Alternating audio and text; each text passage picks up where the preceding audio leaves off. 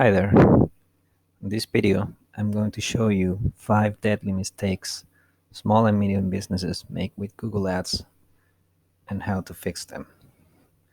And also, by the end of this video, I'll make you an offer on how you can diagnose and fix even more mistakes and missed opportunities with your account. But first, let me tell you a little bit about me. My name is Juan Pablo Cangas. I come from Chile. I'm a digital marketing expert, and I've been using Google Ads since the year 2008. I work in the agency world and also as a consultant for, I think it's 14 years now or something. During my agency years, I worked with a bunch of clients from different industries and of different sizes. I had the chance to work with some big brands on their Google Ads accounts, brands such as Microsoft, Unilever, and Hyundai. I've also worked with a lot of different small and medium businesses and tech startups in different growth stages. Some of these companies are from my country, others are from the US and other places. Um, I've also worked with a bunch of local clients and even some family members. So it's safe to say that I have seen it all when it comes to Google Ads. And also, I've worked with clients that are focused on lead generation and also some other clients who are doing e-commerce, although lead generation is my strongest expertise. And finally, I'm a what you can call digital nomad, a guy who likes to travel around and live in different countries. I'm also an electronic music fan. You can check out my Instagram there if you want to follow my adventures and all that. But with that said, um, let's get into the content. Here's the first deadly mistake I see clients making by far with their Google Ads accounts. The mistake is not having really bad goals for their campaigns. And what do I mean by a bad goal? A bad goal is usually something like this. Let's spend the marketing budget, or let's do some branding. Now, those are bad goals because when you're a small or medium business, you don't have the luxury to just spend the budget and see what happens, and get whatever result. Usually, with branding, you can really measure very well what's the effect of that. And also, when you just have a budget and you would just want to spend it, but you don't have any specific goals that you want to achieve with that budget, it's almost like throwing out that money in the toilet. It doesn't really do you any good. I think you should do instead is focus on getting leads and sales with your campaigns, and there are precise ways of how you can do that with Google Ads. And once you do that, if you if this advertising is working, branding will pretty much take care of itself. Now, as your business grows, you might want to run some branding ads, but for the most part, you should be running what's called direct response campaigns, which have the sole objective of making your business grow by getting more leads and or sales. So what does a good goal look like with Google Ads or any paid advertising in general? Well, I think you should establish what is called a goal for the return on ad spend. Return on ad spend is an advertising concept that basically means how many times you're multiplying your investment in advertising in sales. So, for example, if you spend $1,000 on Google Ads and you make 2,000 in revenue from those same ads, you could say that you have a 2x return on ad spend for those campaigns. If you spend 5,000 and if you spend 1,000 and you get 5,000 in sales, you would made a 5 times or 5x return on ad spend. It's a pretty simple concept. You just take the revenue and you divide it by the amount you spend on ads during a particular time period, for example, a month.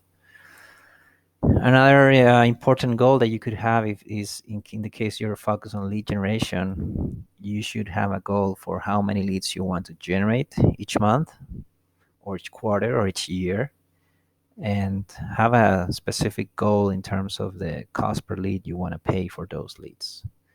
So you figure out, you make your calculations, you figure out how many of those leads convert into sales, and then you figure out how much you're able to pay for a particular lead on average. Once you have those two goals, the return on ad spend and or the cost per lead, you're able to optimize your campaigns towards those metrics and make sure that you stay profitable with them. Let's see the second mistake now. Second mistake I see many advertisers make is not using conversion tracking. And what is conversion tracking?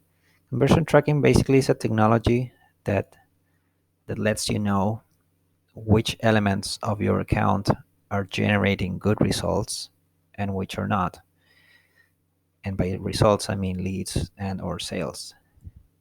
Some of these elements can be campaigns, ad sets, keywords, ads, and some other things. Now, if you don't have tracking, if you don't have conversion tracking, it would be like sailing in the sea without a compass. You would never know where you are. You could be moving, but you don't know where you are at any time. And even worse, if you're also committing the first mistake where you don't have any clear goals, that's even worse because you don't want know where you're going, and if you don't have tracking, you don't know where you are. So you could end up anywhere. You could end up spending a lot of money and time and not really achieving anything. So how you fix this is a little bit complex. It's very technical, but basically what you need to do is to go to your Google Ads account, set up a conversion or several conversions, and each conversion will have a tracking code which you need to set up and install on your website. The exact steps will depend based on your tech stack. I mean, if you're using WordPress for your lead generation website, or if you're using, for example, Shopify for your e-commerce, it really depends on what you're using to run your website. And it's also important that you, once you have created these conversions, that you configure them so that they're measuring correctly.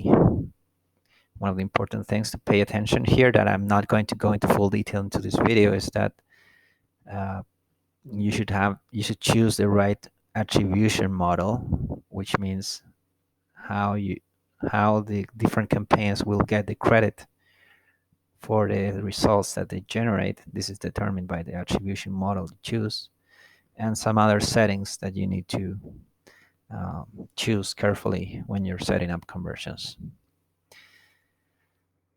See, the mistake number 3 is a big one: using broad match keywords. I've seen many advertisers using broad match keywords, uh, and this is a terrible idea in most accounts. What do I mean by match type? Uh, a match type is basically a configuration for a particular keyword that tells Google how broad or restrictive it should match that keyword to someone that is searching for that. So, for example, if you're using a broad match keyword, which is the broadest match type that you can use, if you're using the keyword tennis shoes in broad match, and someone searches for tennis equipment, it could be matched to your keyword about tennis shoes just because you have the word tennis on the search term. Or it could also match someone is searching for designer shoes just because it has the word shoes on that phrase, which also was on your keywords, tennis shoes. But the problem here is, what if you don't sell those items? What if you're only selling tennis shoes or something very closely related to tennis shoes? Uh, if someone gets to your website looking for tennis equipment or designer shoes, that's basically someone that you don't want to have on your website, because they're not going to find what they're looking for, and they're probably not going to do anything. And so you will just waste your money on that visitor, since you pay per click in most cases. So what you should do instead is you should be using some of the other match types. There are two more. The most restrictive one is called exact match, and you also have phrase match, which is kind of a middle ground between exact match and broad match. If you use exact or phrase match, these match types will only show your ads when a user searches something that's more closely aligned with the original keyword that you had on the account. So, for example, if again with the same example, if you had the keyword tennis shoes in your account, but this time as a phrase match keyword, which is indicated by the quotes around the keyword, this keyword will match to people who are looking for, let's say, someone is looking for the word, or type the word buy tennis shoes on Google, or someone that typed the words tennis shoes price on Google, on a Google search. It will match that phrase match keyword tennis shoes, because those two phrases contain, those two search terms, buy tennis shoes and tennis shoes price, contain the original keyword, which was tennis shoes. So that's an example of phrase match keyword. If it was an exact match keyword, it would only match someone that types exactly tennis shoes. So it wouldn't match someone that searches for buy tennis shoes or tennis shoes price. It might match someone that searches for tennis shoe without the S, or very close variations, but it shouldn't match people who are looking for something a little bit different. So if you do that, you will get much better quality traffic, which should convert better, which means that your advertising cost would go down, because you would be able to get more results with the same with the same investment, or you would be able to invest more and get even more results, because your traffic quality has gone up because of doing this. Um, let's see, deadly mistake number 4. This one is easy to overlook, and it's not having privacy policies, cookie policies, and terms of service in place on your website. If you don't have these elements on your website and you're not showing them clearly to visitors, and if Google finds out, it can cause them to disapprove your ads. And this actually happened to my very first agency client on my first job. On the first day, we had a client um, have their ads disapproved because they didn't have a privacy policy, and it was a huge mess because they had to update their website, and it was not very easy for them to do that. And basically we spent like almost a month without being able to run ads because they didn't do that update on a timely basis. So if you don't have these elements, Google can disapprove your ads, and they might even want to suspend your account in some cases. Now, this is rare, but technically they have the ability to do it, especially with privacy policies, and also with the cookie policies. If you're doing any audience targeting or remarketing, which works with cookies, you should pay a lot of attention to using those two. The privacy policy applies to everything, and the cookie policy applies mostly in the case when you're using audience targeting or remarketing. But I still prefer to have both for all my projects. Another one that could be important for you is the terms of service. Especially if you have an e-commerce website, it's really important. If people are placing transactions on your website, it's really important for them to know, like, what's your return policy and shipping policy and all those things. Um, now, This is a legal matter, these policies. I'm not giving you legal advice here. You should deal with this accordingly. That means talking with a lawyer, some expert on this privacy stuff. But with that said, if you need to put something together quickly and just for the purposes of running ads, a practical solution to get started is to use software. There are many different platforms that you can use to construct these policies. The one I prefer to use is called Uvenda, and it's pretty easy to use and straightforward to create these policies. If you want, I can give you a referral link. So my referral links you will get that's an affiliate link, and I will get a commission, but you will also get a 10% discount on the plan if you decide to use this software. But whatever you do, just make sure you have something to show Google that you're informing visitors of how you're treating their data and what are your data policies, basically. And make sure that the policies are not hidden. Some clients place these policies in very obscure parts of the website, and that's a mistake. It's important that they're visible, especially if you have like a form or something where people can enter their contact details. Make sure you put a link to your privacy policy there, maybe some reassuring text. You could say, we will never spam you. Here's our privacy policy, and something like that. So make sure you take care of that if you're running Google Ads. And then finally, another deadly mistake, number five, would be using multiple Google Ads accounts. This is not super common, but sometimes I have seen this. Sometimes when clients work with agencies, those agencies have their own Google Ads accounts, and sometimes the client is running both. They're running their own account, and they're also running an account. The agency is running their own account, but both accounts are sending traffic to the same domain. So that's a problem for Google. Or you might have your own accounts, but you might have two or more of them, and for some reason you're using both at the same time. And this can be a serious violation of Google Ads policies. And if they find out, they might suspend your account.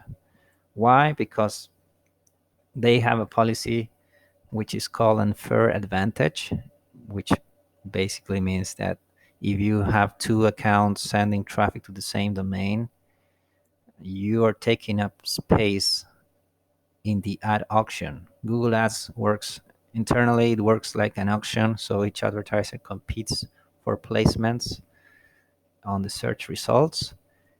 And if you have two accounts, you're basically taking up space for another advertiser that could be showing up in your same spot. So for example, if one of your ads is showing an ad on the first position and you have another account which is getting the second position, you're taking up those two slots on the ad auction, and you're making it unfair for someone else who is maybe on third position and can't really compete with you because you have two accounts sending taking up the space in the ad auction. So the correct way to do this is that you should only use one account per website domain. Now, if you really want to, you can have ads that are sending people to different domains within the same account, and that's fine. But it's not recommended. But you can do it if you want to. But what you should never do is have different accounts sending traffic to the same domain. That's what Google doesn't like. So be very careful with this and never run two accounts sending traffic to the same domain. You could get suspended. And getting back into Google is not easy. So those are the five most critical mistakes I have seen clients during these years. Now there are more things that I usually find whenever I start working with a client and their account. And what I wanted to offer you now is to take the next step I'm offering right now Google Ads Diagnostic, which is a detailed analysis of 22 or more elements that can cause performance issues, which means that you're not getting the results that you could be getting from your account. So you're wasting money. Uh, you could get some of these issues could cause account bans or suspensions, like the two last we looked at. And some of these issues could also be causing missed opportunities for your account and for your business at the end. So this is a report. I can do this in several ways. I can give you a video like this, where you have like where I show you, I go into your account and I show you specifically what's going on, what you need to fix. Or I can also give you a full report with the 22 or more elements and detailed analysis of each one. So you can analyze, so you can look at that and know exactly what you need to do to improve your account and fix those issues. So how does it work? Once you make a payment, I'll request a read-only access to your account. I will analyze it and I will deliver the report within a week or so. And optionally, if you want to, I can meet up with you or we can discuss the results. And I can also answer any questions that you have and also help you plan the next steps if you want. And I can help you with that. I can help you implement the fixes, or you can do those yourself. But just by meeting with me, you will get a lot of clarity in terms of what you should be doing once you have that diagnostic. Now, if you're seeing this video, this means that the diagnostic is available right now, but that could change at any moment. My time is very limited, so I only offer this report or this diagnostic to a few new clients at a time. Uh, if you're seeing this video, this is currently open, and since my clients tend to stay for several months or years because they like my service, once I have my client roster full, uh, there's no telling when this might be available again. Because when I have my right now my client roster is probably not full by the time you're seeing this video, but it should be close to full. So as soon as I get the amount of clients I can serve in a good way, I will be closing out this and I will not be doing any diagnostics for anyone. So this is open right now, but once it closes, there's no telling when this might be available again. So if you're interested, you can just follow the link that should be placed next to this video. You can take a look at everything that's included, but basically it's what I just explained, and you can place an order, and then I will take it from there and will contact you and request the access from you so I can deliver the report. And if you have any questions, you can always email me. That's my email, juanpablo@juanpablocangas.com. I will also place a link somewhere here around here to my email. And that's it. You can email me with any questions, any comments about this video. I hope you find it useful, and hopefully you can get that diagnostic, because it can really help you and it will save you a lot of time and money. But in any case, I hope you have enjoyed this video, and I wish you the best of luck with your Google Ads campaigns. See you next time.